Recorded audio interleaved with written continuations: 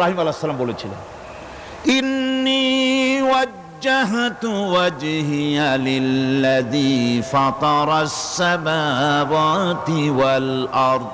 জানেন আপনারা? পড়েন, ইন্নী ওয়াজ্জাহতু ওয়াজহিয়া লিল্লাযী ফাতারাস সামাওয়াতি ওয়াল আরদা হানিফা ওয়া মা আনা মিনাল মুশরিকিন।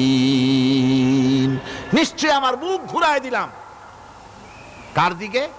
যিনি আকাশ এবং জমিনের স্রষ্টা, সব কিছুর মালিক যিনি, তার দিকে আমি মুতাওয়াজ্জা হলাম।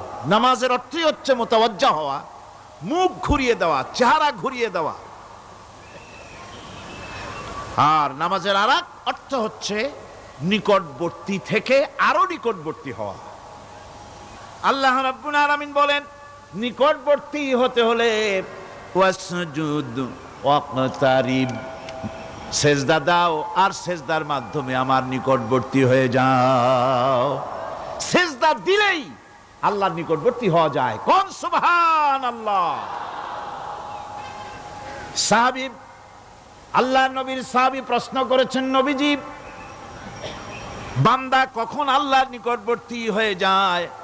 নবীজি বলেছেন, বান্দা যখন সেজদা দেয় তখন আল্লাহর বান্দার মাঝে কোনো হিজাব থাকে না, একদম আল্লাহ পাকের নিকটবর্তী হয়ে যায় বান্দা যখন সেজদায় পড়ে যায়। সুতরাং নামাজ হচ্ছে নিকটবর্তী হওয়া, সালাত এটা হচ্ছে নিকটবর্তী হওয়া। নামাজ ফরজ হওয়ার কারণ হচ্ছে এই যে মানুষ আল্লাহর বান্দা বা গোলাম হিসেবে সৃষ্টি হয়েছে, তাই একমুখী হয়ে এর বন্দিগি করা এটা হচ্ছে তার স্বাভাবিক একটা প্রকৃতি।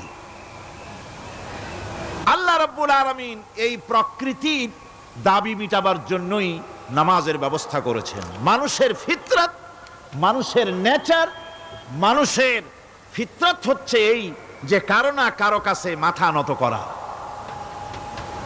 হাত জোড় করা, মাথা নত করা, সার্বভৌমত্বের মালিক কাউকে মনে করা। হাত জোড় করতে হলে, মাথা নত করতে হলে, সার্বভৌমত্বের মালিক হিসেবে কাউকে গ্রহণ করতে হলে আল্লাহর বিকল্প কেউ আছে নাকি? ইসলামের মূল দাওয়াতটা হলো ফিতরাত অনুযায়ী দাওয়াত দেওয়া হয়েছে। মানুষ যেন মাথা নত করে, গোলামি করে।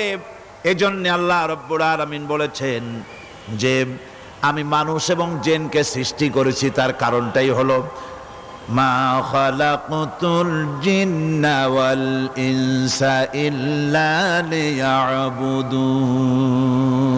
মানুষ আর জিন জাতিকে সৃষ্টি করা হয়েছে ইবাদতের জন্য, গোলামির জন্য। ইবাদত আর গোলামি এটাই করতে